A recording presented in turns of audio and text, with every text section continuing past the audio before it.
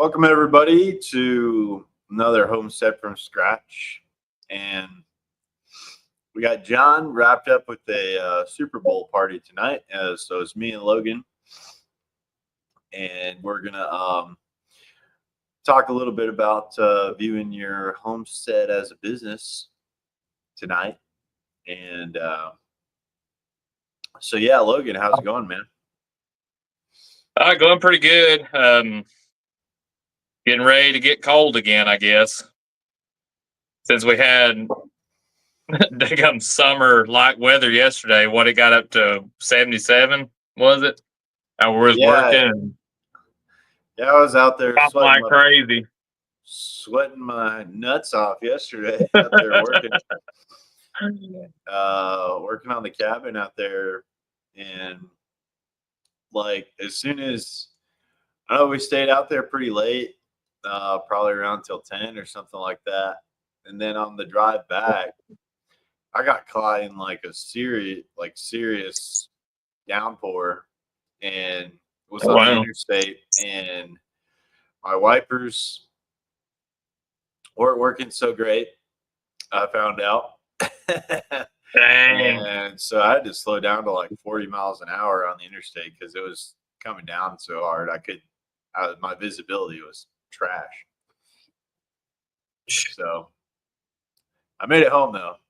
but I got a little hairy there. It just hit all of a sudden. And now today it's like much colder. Yeah, it is. It's a lot cooler. It's gonna be even cooler tonight and tomorrow, I know. And but I think we're gonna get some more storms coming through. And it's just wild weather right now. It's to a point where you would have to you'd have to be adjusted somewhat to swings in temperatures. I know a lot of people that move here that are not really crazy about Alabama because of the weather. Yeah, especially if you're from a drier climate, it's not really fun, because even though we don't get as cold here as other places, the humidity, get a little dad joke in there. It's like, it's not the heat that gets you, it's the humidity. So same thing with the cold. It's rough. And, you get these 70-degree days and it's like, oh, I guess, it'd be time to plant a garden, but you know that there's still a whole 2 months of cold and frost ahead of you. It's warm, but yeah, we got back late too. So, is my screen's just the camera right now, isn't it? It's just your face. Yeah, just my face. Okay. I was thinking about screen sharing this, but I don't know if I am technologically advanced enough yet to do that. I've got it split to where I can see my face and like our live stream, and then on the other side I've got some notes and stuff. And I think it'd be better to probably put it somewhere where we could get it. But I'm gonna be going over this because I'm gonna try to edit it if it needs editing in real time. Not actually typing it in, but I actually use ChatGPT to put together some of the thoughts tonight. And I've actually talked with some people about doing a live stream with ChatGPT and just going over some homesteading type stuff, because it's actually a pretty good tool to use for a lot of homesteady things. And but yeah, just going over the stuff about homestead and businesses and the relationship, between the two, and treating the homestead as a business, and treating yourself as the owner of the business and also the customer is what basically I got it, narrowed down to. But yeah, that's going to be a live stream. I think would be good to do with ChatGPT sometime, and show people kind of how it works and stuff. Because a lot of people, I think, are a little hesitant because they don't know if it's worth it, or they're kind of leery of AI and stuff. So it'd be kind of cool. But we've got a live stream coming up, not this Wednesday, but next on the 19th, where I'm gonna be talking with one of the owners of Nevermore Farms, And me and her, we're going to be talking about just the stuff that's going on up in North Carolina. I've been really trying to promote that and get people to come and be a part of it. But yeah, it's going to be at 6 p.m. Central Time. So it'd be really appreciated for anybody who's watching to come by and check that out, because they're still in a lot of need up there of relief. I know they've been really grateful up there, all the relief that they've got from, people, local fire stations, churches, individuals and groups that have gone up there. They just haven't been getting much help from the government. I mean, it's kind of Right. Yeah. little slim pickings on the aid that FEMA's been giving them, and FEMA's even been prohibiting and interfering with assistance that's been getting up there. So they're still rebuilding, and I'm trying to work with the people at Nevermore Farms in that local area to give people opportunity to donate to where the what's going to go to the actual cause is going to be way higher than what a lot of your larger charities, and sometimes some of them, I mean, heck, they don't spend hardly any money on doing the actual work. Some of them are good, but some of them are kind of sketchy. But anyway, plug for that, come on by and check us out, and we're going to be talking about how people can help. So that's going to be on February 19th on your channel? 19th. It'll be on a Wednesday, and it'll be at 6 p.m. 6 p.m. Okay, I'll make sure I'm putting that in the show description right now. Logan's channel, February 19th. Nevermore Farms, Hurricane Helene Relief. Help. Yeah, I think that getting with people that are in the area that you can donate directly to, and they have something set up that is helping people out in the local area, that is the best way to go. And for us, the people that are attempting to move more in the path, in the position of self-reliance, if we can help each other out instead of the government, that I think that's the best way to bring about a more positive future where we're supporting each other, and we're not looking for big mommy daddy government to come in and save the day. Yeah. And I think in the technological age, we're getting to a point to where we're really not going to need these large organizations to get, I mean, really and truly, now we don't need them to get aid to people. I think GoFundMe does take a cut, but I mean, I understand you've got to run operations, you got to pay for servers, there's all that stuff. I'm by no means trashing GoFundMe. I think GoFundMe is great. Because I've known people that that had tragedies hit, they do a GoFundMe, and people can just donate. Like if you were in any kind of need right now, you could literally send me a text at midnight, and I could go into my Cash App and send you money within a literal second. I mean, there is no need for us to have to give to larger organizations if you've got people in the area that know how to use the technology to be able to get the assistance. So we're going to be talking about that. I think it's going to be a real good live stream. I'm sure we'll be talking about some other homesteading stuff, so it won't be just a phone-a-thon type deal, but it'll be a good time, and it'll give people an opportunity to hear from people that are actually on the ground, living there, and what's going on. So come on by for that. But anyway, in the write-up that I've got here, what I did with ChatGPT was I told ChatGPT, I said, give me the top 10 rules for business, like principles that you need to live by if you're running a business. And you gave the top 10. I said, all right, now apply that to homesteading. And it applied it to homesteading. And I said, now apply it as the homesteader is the owner of the business and also the customer. And so that's what we came up with. And there's a whole lot of in this, I think, that probably when AI is going out and looking for all this information on the internet, I think they pulled some stuff probably from a lot of popular business books. And also, I wouldn't be surprised some of Joel Salatin's business books, because he's got two of them that are about farming in general.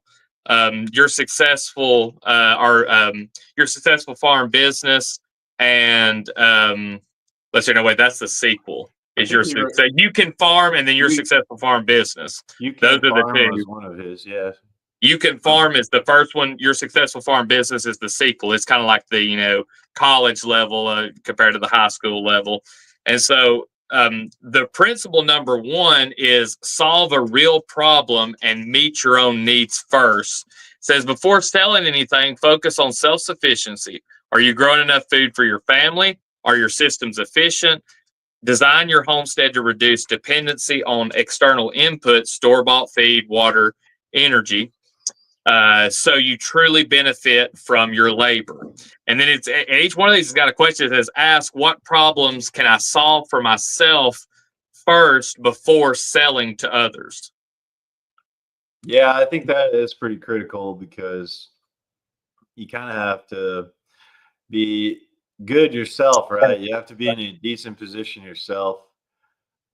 And create in abundance to be able to sell out to the local area, and kind of get those systems down first before, I guess, you're going to be like, well, I guess you could go ahead and get started selling something. Mm-hmm. Get started with, and really that is one of the keys of just, getting motivated to do something, I guess, is just get yourself a little momentum. And don't think that you have to be perfect. You have to get everything perfect the first time. Just, I know that's helped me, is just get started with something and not overthink it too much, I guess, and start learning as you go. Like you have an idea for something that you want to do, and you have to take the action. So that requires not to think about it too much, not overthinking, not getting into analysis paralysis mode, but take some action and get started with something. I like what you said about abundance, because naturally that's how we are. Like when people started forming groups and having villages and stuff like that, the people who wanted to sell a good had to create an abundance of it. So you would create say you raise some kind of livestock, or you had some kind of crop that you grew, or you made baskets or something. You would do that for yourself, but then you would trade for other things that you needed with the surplus of what you have. So really really, you don't have to necessarily say, well, I'm going to meet all of my needs first before I sell to anybody else. I would say the principle is probably more like, okay, well, I'm going to make sure that I don't have to buy eggs from the grocery store before I'm going to sell eggs to people, or I'm going to, supply my own. And that kind of goes back to talking about Joel Salatin and his business advice. He said with the farm, he said, you need to focus on feeding yourself first. Because I know he's a real big advocate of getting a nest egg before you start farming, or sometimes even homesteading, and then making sure that you have enough cushion, and then everything that you raise, like I know in Pastured Poultry Profits, he talks about the first batch of chickens you raise, just do them for yourself. If you're doing trying to market to people, and giving stuff away. And I know me and my wife, we've talked about doing it, but in a slightly different model. We've got people that, expressed interest in it being kind of like, hey, we're going to raise for everybody, because you've already got the customer base ahead of time. And it's kind of like a CSA model, kind of. Yeah. Private member type of deal. and it's just like, hey, this is going to be the first batch, get everybody in. And that's kind of the feeding yourself principle, because these are people that you're entering in. You're not going out and marketing your product. You're, starting with a group of individuals that are already interested, and the demand's already there. Right. Which, we haven't gotten very far with that, but yeah, being sufficient, like you said, having that abundance, I think, is really important. Even if it's just one thing. If your one thing is going to be that you raise quail for meat, then you need to make sure that you're eating all the quail you want to eat before you start trying to do it as like a business. I think it's a real good step to get people started. But this is something that I've been talking about on my channel now for a while, and I've had some people make some comments about stuff that are talking about this issue, and I think it's really important. I think so many people just gloss over it. The next point is know your numbers, track cost, effort, and savings. So just knowing the cost of stuff up front, because so many times I think we like, and I like using chickens as an example just because they're the easiest thing to get when you're getting into homestead. Chickens are great. They're so easy. Everybody loves eggs. You get into like, oh, I want to have chickens and I want to have farm fresh eggs, which are delicious. It's a high quality product, but nobody ever even considers a number. Like the only time you consider a number, it's like, do I want to get the $40 water or the $20 water? You just go in and you just buy it. Right. So it says your time and money are valuable. And I think it's really important, talking about time, your time is extremely important. If it's going to take you 20 hours a week to get the eggs for your family that are going to eat, it's really not worth it. Yeah, when I first started raising some chickens, like I had built them the tractor, and we were doing the whole chicken tractor on steroids method, and doing the compost that way, and having the chickens dig through the compost, and also had just like a little door I had to let them in and out every morning. And that got old pretty quick because I'm, working full time and everything. And I wanted to make that a little simpler. So we ended up going with, an automated door to let them in and out in the morning. And, we kind of let go of doing the chicken tractor on steroids composting system. That does take a lot of work. And just, gave them feed and waters out there. But still learning that the chickens will overfeed actually, and they will, if they'll go through more food if you give it to them. Like if you fill up a big feeder, and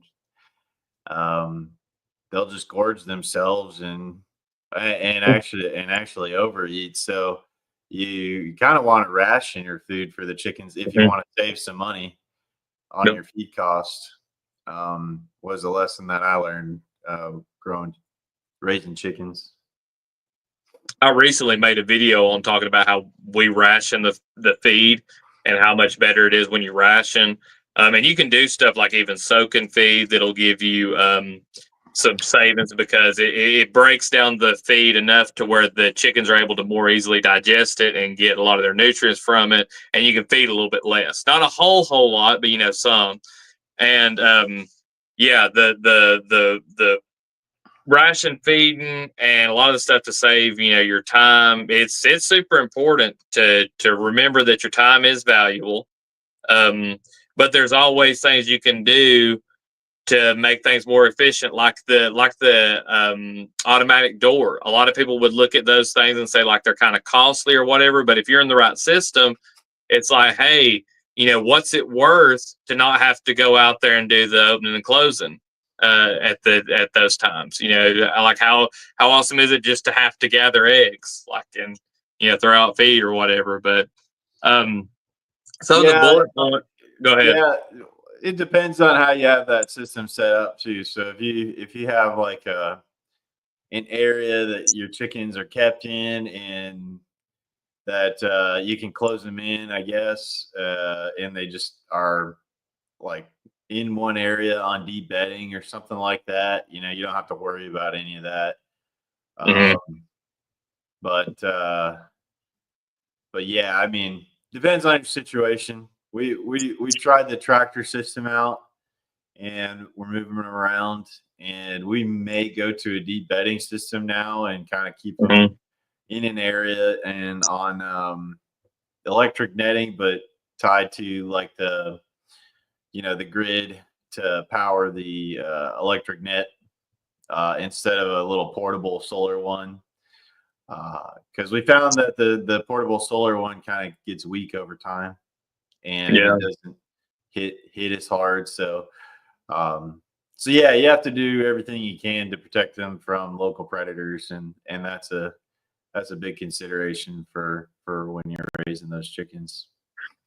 And I tell you, like with our model, so we do free range right now, and I'm just gonna come out and say I am not an advocate of free range. That's what we do, but I'm not an advocate.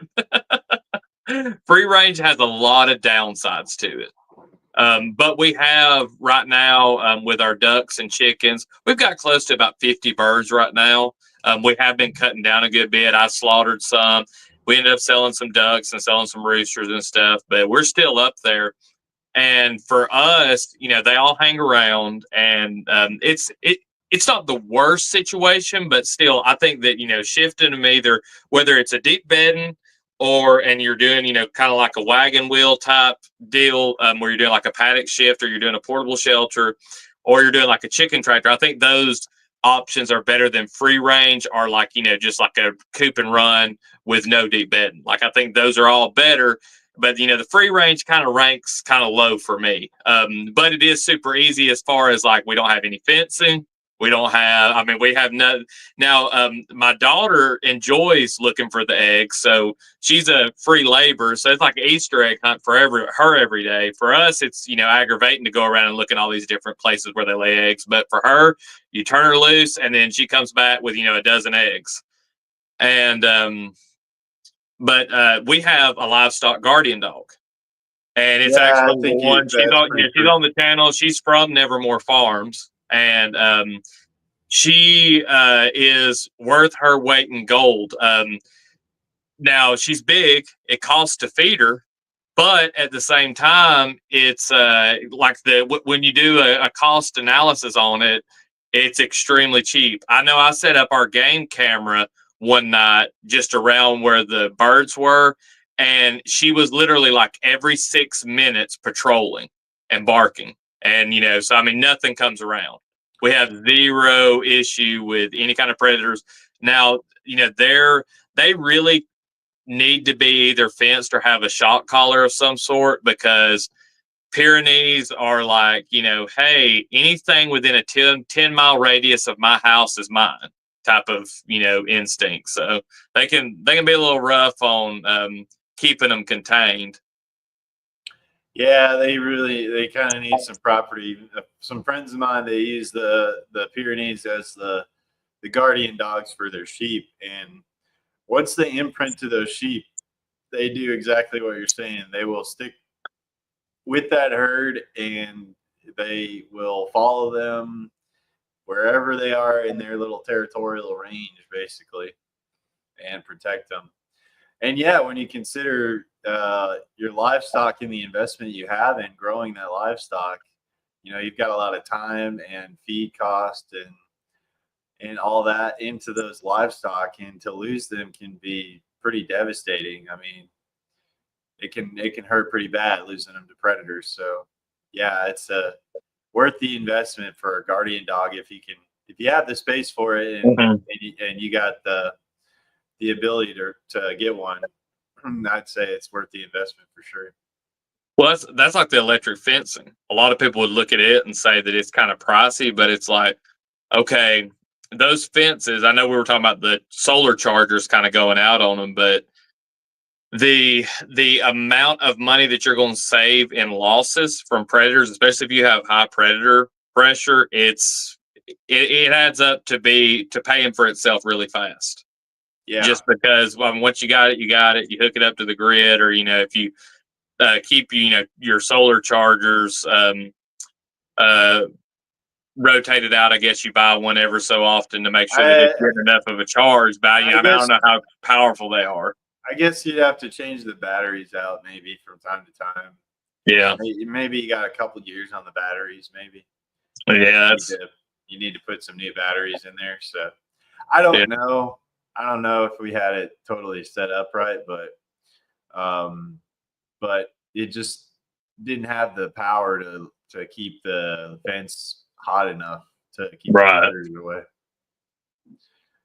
So yeah, though, I mean, I raised the last batch of chickens we had from an incubator. I, had them in the incubator, raised them up from that, and then had them for a couple of years, and then lost most of them to predators. I lost all of them to predators, actually.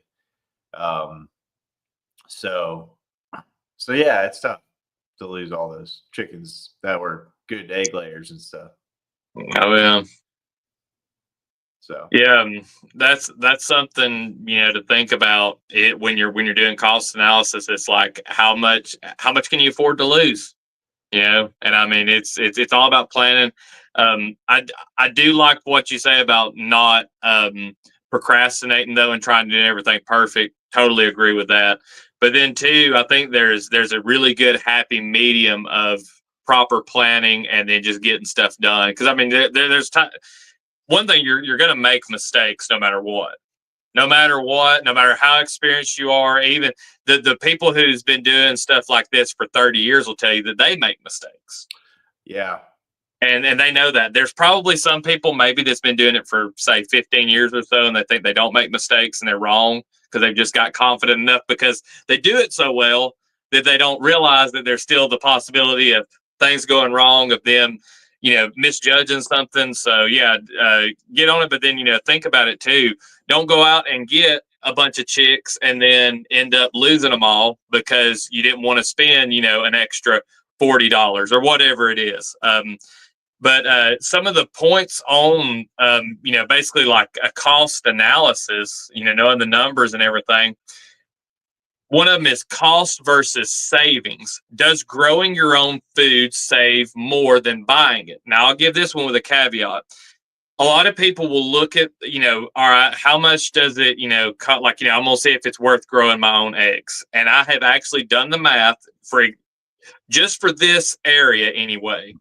And we can, even when the eggs were, like before the whole big shortage and everything, you can like get really good feed and grow your own chickens and have your own eggs. Did the whole cost analysis, and it's still cheaper than the crappiest eggs you can buy at the grocery store. But there are certain Homestead products that you're going to produce, whether it be meat or whatever, that people want to compare it with the cheapest crap that you get at Walmart. And it is not that. It is better than the best stuff you can get at Walmart. It's better than the best stuff you can get at Whole Foods. And so you got to keep that in mind when you're thinking about the, cost versus savings. Don't sell yourself short on what type of product you're producing and get to a point where you're like, well, it's not worth growing it because I can go and buy broccoli for, half the price of the grocery store. Yeah, the quality of the food is going to be a lot better too because it's so local and the nutrient level is going to be so much higher than what you could get at the grocery store as well. So you kind of have to factor that in as well. So Nathan McCaughton put a comment here. I want to set up a black soldier fly to turn the predators, black soldier fly farm to turn the predators back into food for the chickens. Now, that's a good idea. Yeah. That is the way to go. So, yeah, Nathaniel, he's pretty active on my channel. And I always got really good questions. Stuff. I get a lot of video ideas from stuff he'll put on there. But yeah, I've used like a lot of our butcher waste to do that. And used to, I know back like before the feed store was just so readily available to people, like during the wintertime, you would a lot of times hunt varmints to feed your chickens. You know, you give them that for meat. Yeah, that makes a And lot of sense. Yeah. yeah, I mean, heck, as many armadillos as you've got running around down here and stuff like that, that is an excellent idea. Hey, just go around and pick up roadkill. It's a lot of protein, and you could set it up to where, you know, I wouldn't want to give roadkill straight to the chickens, but you could throw it into those black soldier fly Turn it into bins. black soldier fly larvae. Man, that's a really well, because people used to do it with the maggot buckets. What he's talking about, you know, there's they get a bucket and drill holes, but there's some kind of chemical that's in fly larvae of housefly anyway. That, and I can't remember exactly what it's called, and I can't remember the exact risk that you have with it. But there's a slight risk with doing that with houseflies. But with the black soldier fly larvae, it's non-existent. So yeah, that's an excellent idea. I may start implementing that. And you know, I keep my coffee grounds around to keep that stench stuff down. And a lot of your roadkill small enough that it could be managed pretty easily and buried well in like, you know, 55-gallon barrel systems or even garbage cans. Yeah. I'd like to set one of those up because, you know, using anytime that you can use what's around you naturally, you know, be that the roadkill or the animals that are nuisance animals like the predators or whatever, if you can take some of those out and you can recycle them in to make some feed for your productive livestock that are doing stuff for you. I mean, that's a big deal. Not having to go to the feed store and have all that feed on hand, and storing all that feed and stuff, being able to, you know, provide that for your animals saves a lot of money. So Absolutely. And that actually goes right into one of the next bullet points, which is time versus return. Is spending an hour a day milking goats worth it, or would a different animal work better? That's something to ask yourself. Just like I remember a comment that Nathaniel had made on the channel. He had talked about, you know, he'd rather just work and pay for corn rather than trying to grow any grains. Totally agree with that. I mean, a lot of grain stuff. I've talked about doing grains like with Milo and stuff that I can kind of just throw out and then gather up and it be a real passive type of deal. I do not want to do the work of a combine to give my chickens, you know, some extra energy in the winter time. But like what he's talking about with the black soldier fly larva, how much time does it take to go? Like, I mean, even out in front of your freaking house, like out here, there's plenty of times that you'll just see roadkill out there. You can go out there and get that, or you've got your meat scraps already. You go and you throw it in a bucket, you throw some coffee grounds on top of it, and then you go and get that bucket later from a self-harvesting system. That's literally like 5 minutes worth of work to give your chickens a source of feed that is 40% protein and 30% fat. I mean, that's a no-brainer. And a lot of times people, they forget about the time versus return. And it's like, you know, just do a quick analysis of it. And, you know, there may be times where you look at some stuff on paper and you go and do it and it's right the opposite. So you may look at something on paper and say, well, that's, you know, not going to be worth it. But then you get out there and you do it and you realize that there's actually a lot of value in it, and vice versa. Because there's plenty of times you can do something on paper and it's like, oh, yeah, this is going to be so efficient and this is going to be great. And then you get out there and you're like, this sucks. This is a lot of work. Oh, yeah. Oh, and Nathaniel says that his chickens won't eat meat straight. They're picky. You know, if you'll go back and check on my channel when I'm feeding some of my younger birds, that stuff, it's a learned type of behavior, really, with birds. Carl Hammer, who does the Vermont composting, where he's got all the chickens out and they just basically go through the compost and then produce eggs. He doesn't give them any grain. He gives them moisture, shell, and water. And he talks about, he sounds a little woo-woo like I do at times. He's out there talking about how they don't kill off the old hens. He says they're out there imparting knowledge. And it sounds, kind of like a little hippie to say that, but it's the truth. One of the reasons that you raise turkey poults with chickens is because they'll teach them how to do everything when they ain't got a mother around. The baby chicks are more instinctual, right? So like a turkey poult will stand out in a rainstorm looking up and drown itself. They're that dumb. Like they don't have any instincts. So they rely completely on their mother to teach them. Chickens are a lot less dependent on their mother. And that's why they're so popular, because you can hatch them out and a lot of their instincts, they just kind of figure stuff out. But when you've got birds, for example, that are taught to do that, especially organ meats. I know when I was raising the rabbits, they absolutely would devour liver, heart, lungs.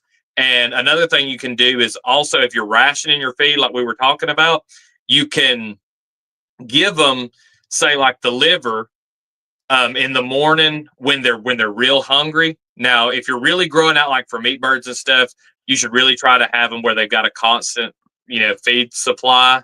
But if you're doing more like kind of what I'm doing is raising the ducks for meat, and then mostly it's eggs. You can ration out that feed, and when they're a little bit hungry, they're more willing to try stuff, and they realize that they like some of the stuff when they try it. It's kind of like a kid. Kids can be picky. I'm not going to say that applies to every single bird. There may be birds out there that they just, they don't want it, and it may have to do with breed and other stuff. Some of that stuff that's been bred out of them. Ah, okay, yeah. We would just feed them any of our food scraps, and they'd just be happy, I guess, to have whatever extra goodies, I guess, that came out of the food scraps a lot of times. Um, but yeah, I guess they have to some birds would have to kind of learn that behavior if all they've gotten is grain or something, I guess. Yeah. Well, and something else that we've lost as a technique that I started doing with the hogs is, sometimes hogs, even though they'll just about eat anything, they can sometimes be a little bit picky. And I mean, kind of really any animal, but people used to make slop. And so I know one of the last times that I should have made a video on it the first time I tried it, but it was just such a long process. I made a batch of char in my 55-gallon drum, and I put just an old Dutch oven pot on top of it, and I cooked slop with just all kinds of scraps. And it was a lot of stuff that they wouldn't eat, and boy, they slurped it down like it was spaghetti. Loved it. So, cooking slop, of course, now I wouldn't think it would be worth it to start cooking for your animals necessarily. Like, we're not going to start trying to treat them like people, but at the same time, if you've got like a heat source or something that's passive, like just leaving that pot on there and getting rid of some of that stuff, that works. I've done it, and it works pretty good. Yeah, that's a good point. Like, I guess with pigs, can you give them like all the extra organs and stuff like that? I know when I butchered some chickens for my friends. I butchered some chickens, and I took all their all their intestines, after eviscerating them, and I boiled them, and then I fed them to their dogs, and their dogs ate them all up, no problem. Mm-hmm. But I also seen their dogs eat a full chicken alive. So I knew they'd be fine eating the cooked chicken guts and all that stuff. But yeah, I guess you can do the same with hogs, right? You can feed them any of the entrails, any of the guts, or any of that kind of stuff that you finish with in processing an animal. Yeah. So when I finished processing our 2 ram lambs, I took the lungs up there to them. I took some other stuff, but man, when I threw them lungs on the ground, like they were gone in like 5 seconds. I don't even know if it was that. They were fighting over them hardcore, and it was quick. It was gone. Which makes me think, like, I saved the lamb hearts, and I think I ate both of them. I was trying to remember if I had one in the freezer. Now that's making me hungry. That's about the only organ that I like to eat on animals is the heart. But yeah, the lungs, other stuff like that, you can throw it in there. And what I try to do, there's some debate on this, and I'm not saying that I have actual proof that, oh yeah, you shouldn't do this. It's just one of my common practices. I don't feed any animal to the same species. Like, I just don't do the cannibalism thing, because people will say, oh, well, you can give cooked chicken to chicken. There's no risk. They'll go and start playing. It's like, yeah, I just don't want to feed, chickens to chicken. And they'll be like, well, they're not going to start cannibalizing or anything. It's like, that's fine, but I still just don't want to do it. I want to, I'll feed the chicken and the duck scraps and the lamb, leftovers, the entrails and stuff like that. I'll feed that to the hogs. The chickens, if there's any kind of, I know we took a piece of a hog that just had a lot of fat on it, and we had used so much lard. Coonies have just so much lard, and they picked that thing clean. And a lot of the leftovers and stuff, and we give a lot of meat scraps to our animals. Just different species to different species. Nathaniel came in with a comment. You should do videos on how to clean and cook hearts and other organs. I never know how to do it. Yeah, I'll probably, now my wife's a liver fan and she likes to eat liver, so I'd probably let her do the liver. But yeah, the heart. There's not a whole lot to the video, but that's a great idea. I think I'm gonna do that next time I have especially like duck hearts. They're one of my favorites. Really, and you have to, it's a psychological thing, I think, for people to get over. With a heart, you don't want to overcook it. I mean, that's on red meats. I'm not saying to go and get a chicken heart and swallow it raw. But on red meats, you want to stay medium or under, really, on the heart. And I normally grill mine like steak. I don't cut them. I grill them whole and then let them rest for a little bit and eat them. With the duck hearts, I'll put them on the grill and just let them get kind of basically seared on the outside, and they're a great little snack while you're grilling. Like if I'm grilling some duck breasts, I can get out there and I'll take them hearts and put them on the grill, and as I'm grilling, I've just about eat before everybody else because I'm out there eating all them duck hearts. But I saved a deer heart and I gave cooking that a go. And what I did was I think I salt brined it overnight or something, and then I took it and wrapped it in bacon and then put it and I think I cooked it over a fire and it turned out pretty good, actually. Oh yeah. So with treating it like a steak, especially doing like a salt brine, and the way you season it and everything, basically, if you do the same steps as a steak, and if you can get over the fact that it's going to be pink if you don't like your meat well done. I know some people do, but if you don't like that, because you can have heart be a little tough if you're not careful. So, but yeah, basically just treating it like a steak is the way I like to do it. But that with the bacon sounds freaking delicious. Yeah, that's a good idea for a video, though. Doing the cook and clean or clean and cook process. Yeah, I found out recently that YouTube actually bans all videos where you're killing animals. You can't show the butcher process, but you can show you can't show the killing. The kill. You can show the butchering process. Well, see, I'm still just such a little peewee on YouTube. I've got like 700 and something subscribers now, but I'm not big at all. And my videos of like my rabbits and other stuff, they're on there, and you can see everything. Like it's just the whole process. I'm sure if I ever get where I monetize, like the AI will go in there and figure it out and ban a lot of videos. But well, they'll tell you to take them down or something. Yeah. If you get enough attention. Yeah, but I've got because I felt like, especially on the rabbit, I wanted to show people what would happen, so that way they wouldn't think they did anything wrong, and also that they would be sure that they got a good, clean, and humane kill. Because when you do a rabbit, they're going to have a lot of twitching at the end, and sometimes it'll even look like they're running. But if their neck is properly dislocated and you can't see any like color in their eyes, they're dead. And then there's times where if you didn't get it right, you might see some color, or they might actually still be breathing or their heart beating. And that's not a good feeling. So I want people to, when they do it, to have a good experience. And I don't feel like you can do that unless you can actually see it and know, like, hey, if this rabbit's kicking after you've, dislocated its neck, you didn't do anything wrong. That rabbit's dead, and it's not feeling any pain. So, but YouTube's so politically correct and so afraid of offending anybody or anybody seeing anything that would be harmful that you can't have stuff like that. And so it's sad, but I hope that as my channel, my channel is, if it stays small forever, or if it, before it gets big, I really hope that as many people that are going to do that need the help find that video, so that way they can see, because I think it's important to know and to have a good experience with that, because a lot of people find it hard, processing their own animals.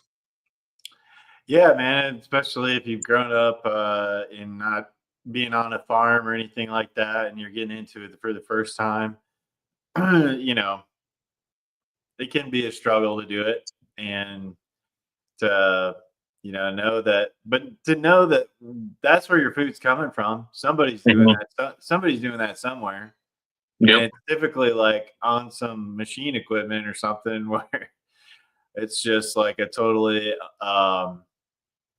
cold process, where it's just like it's like a massacre. And yeah. And then those animals haven't been raised very well either. They're they're kind of just locked up and confined and stuff. So yeah, if you give your animal, is probably the most it's the happiest life they could have, is on somebody's little homestead raising their own animals. Absolutely. And that's actually one of the places too where you're going to save the most money, is processing your own animals, because processing pays. It does. I mean, it's not going to account with a lot of animals as much as the feed and daily care does, but it's still a significant portion. And if you can keep that in the loop, in the skill set, or at least, I think a lot of people, like if I had 4 or 5 homesteaders that lived relatively close to me, and I was the guy that did all the process, and I think that's a great model, because then you can have somebody kind of dedicate themselves to that, and they can be compensated in the other homestead products that they can't get. So you got a guy that's doing lamb, and there's a guy that's got pigs, there's a guy that got ducks and chickens, and there's the hunter that goes and shoots the deer. And you could just, that could be one guy that he doesn't do any homesteading. He's just the butcher dude, on the side. Might have a 9-to-5 job, but he does that, on the side, and fills his freezer every year.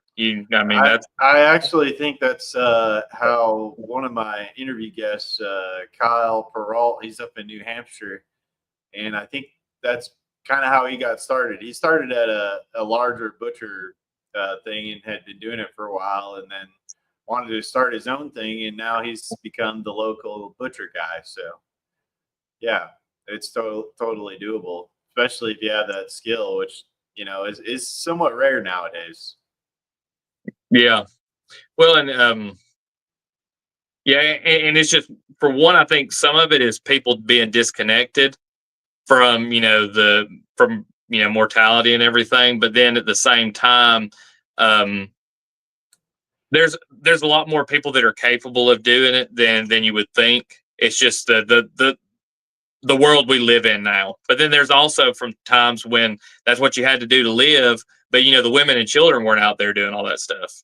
And there were some men that did other things. They might hunt with you and everything, but they may not be doing all the processing.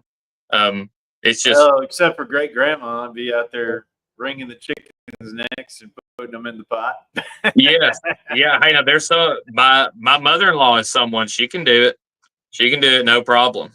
But and I mean, my kids are pretty aware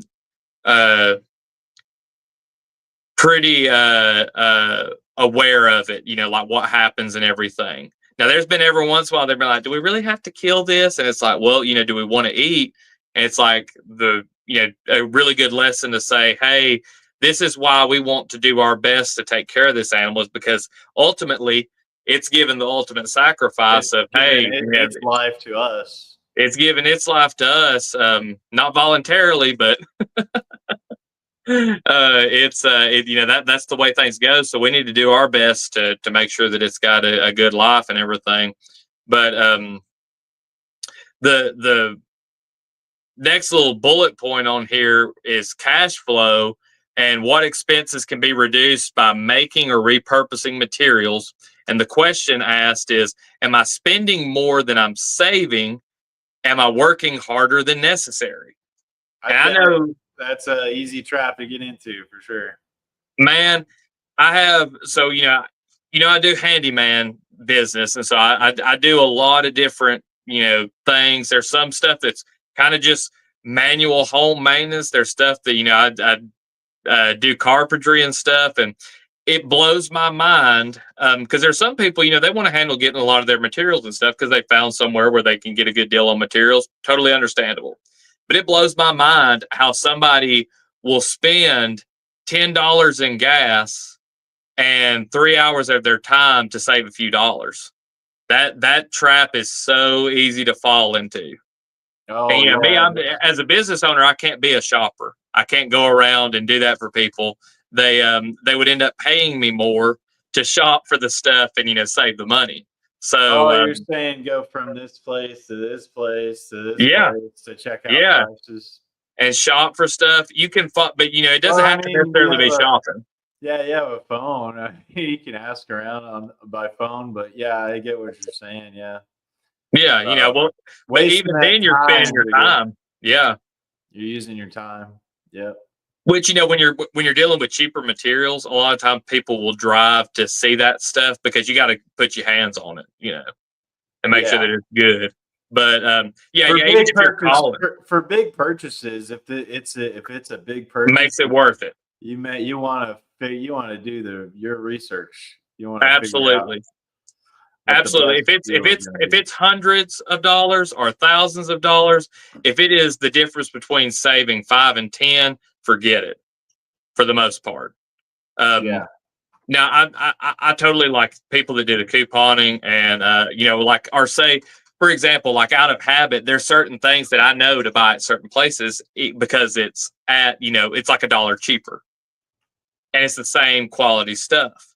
But now that's always done because I already have the knowledge of it, and it's at a place I'm already going to. Like, you got to factor all that stuff in. What I'm saying is somebody can get into the trap really quick of spending $1 to save a dime type of deal, or your time wise, looking around for stuff when it comes down to like, oh, hey, I need to get some screws for this build or whatever, and then you call the local hardware store, and then you call Lowe's and you say, oh, well, Lowe's has got it for $1 cheaper, and it's like, but are you going to drive the extra 10 miles to go and get that? So people, they get too focused in on like trying to be too cheap, I think, and it can sometimes hurt you when you don't do the analysis and say, like, there's sometimes where it's just like, hey, look, it is not worth going through all this mental exercise to save a dime type of deal. Yeah. And work wise too, work applies the same way. Yeah, well, I mean, for feed, for example, sometimes I would get for my chicken feed, I'd have to go to Rural King because the place that I normally go get it would be like CT Garvin in Huntsville, and they have like I don't know direct. They buy direct from the mill or whatever, the feed mill, and so they could give you a lot better price on a bag of feed than you could. It's like double to buy the feed at the Rural King place for the feed than going to that CT Garvin or some other local place that's got the connection to the feed mill. You go in one of those big box stores and they'll just kill you on the cost of the feed because they're open late. So a lot of times the other guys are close pretty early. So, Oh yeah. so I guess that's how they get you, is like they know, well, we're the last guys open, so you're gonna have to pay the price, I guess. Yeah, and the same thing applies to the working too. Some people will be like, I'm going to save um, on reclaimed materials. I love reclaimed materials. They're awesome. If you can get the right materials and do a project, I am a huge advocate for that. What I found though, a perfect example. A lot of labor. It's a lot of time to get those materials. Man, but just think about like we were working on the cabin yesterday, right? Yeah. And we look at this exterior door that Greg's got, and everything looks good with it. It's almost to where we could just throw it in there and frame a wall next to it, put a extra top plate on it, and then everything ties together, and we're just going to throw a door in there and not have to get anything. But then we get to looking at the door, the way the door frame, the way it's coming apart. There's a part that's kind of broke. And after we had looked at it and realized the amount of labor that we would put into trying to make that work, it's like we went ahead and just framed up the door to where we could use the door frame if we take the 2x off of it and everything. So if it works out, it works out. If it doesn't, we can throw in a new door. But there's times where you have to say, like, pulling out the nails and then straightening them back out to reuse them a lot of times does not pay for itself. I mean, now, if you're just flat broke and you got all the time on your hands and you got to get to a position where you can afford to go buy the nails, by all means do it. But realize that there are some times where you need to just spend the extra money and instead of 8 hours of your time. Yeah, it's a trade-off. Yeah, you got to figure out, is it worth the time you're going to put into it? If you have no money, then you gotta have to put time into it. You kind of got no choice. But if you have some money laying around and you got the ability to do it, and it's going to save you some time, your time is valuable. Yep. Well, and two, just the efficiency of things as well. That's like when I do paint jobs, I mean, which I don't do a whole lot of interior stuff because some people don't want you to spray, but like if I can't spray it, then I'm not going to do it. And there's the investment in it, but when you look at what the return on investment is, it's just like, for example, you could probably build something that would try to keep predators out, but it's like, how much time are you going to put into that? And then if it doesn't work, like, would you have been better off just to go and get the electric fence? Or would you have been better off to get a livestock guardian dog? Right. So there's a lot of times we can get stuck on something and you can just spend way more time and money. And I've been guilty of that before too. Luckily, I normally figure it out pretty early on and don't get too deep.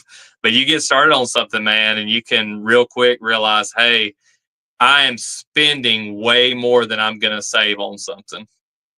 Which brings in the question is like, I guess, tracking, making sure that you kind of keep some receipts on some of the stuff that you're doing and that you're tracking your costs and, looking at making sure you're keeping track of that and making it, kind of extending a budget out for all this stuff for planning purposes and things like that.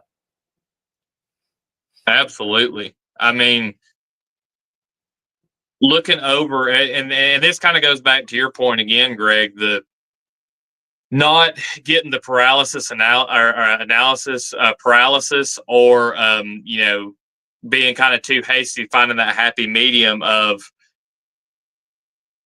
I'm going to plan this out. But keeping receipts. Oh my goodness. If you would keep receipts, like if you're going to start keeping chickens, keep every receipt for the first year, just to make sure that you're not going overboard. Cause you can get into some of the stuff.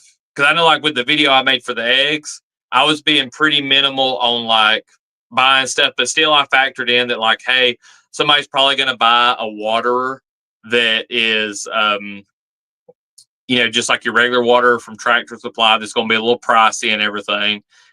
But, you can't get into the whole thing of like, I'm going to go and buy this, $5,000 chicken coop and get all these chicken treats and these toys and stuff, and then expect for the eggs to save you money because you can get pretty wild pretty quick. And Yeah. I'd say another thing to analyze is, to a certain extent, like for example with chickens, it takes just as much effort to take care of 2 chickens as it does 12 chickens.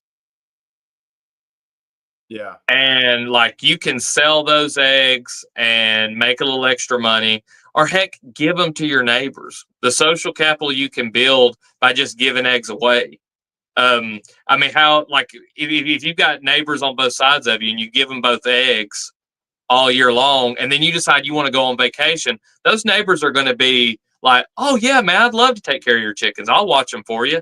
I mean, that's, then you ain't got to pay somebody to come over and, watch your chickens. But yeah, that's something to really consider, is having a look at stuff beforehand. And I like the idea, save the receipts. I'd say save the receipts for the first year and just make sure. That's something that, man, if I'd have done that with everything that I've started over the years, I would be a lot smarter by now. All right. Well, we're up on an hour here. You want to remind everybody again of what's going on next Wednesday, is it, for your live stream, and how people can go check that out? Yes, sir. So we've got the 19th. That'll be a Wednesday, and it's 6 p.m. Central Time. I'm going to be on YouTube on the Hideaway Homestead channel.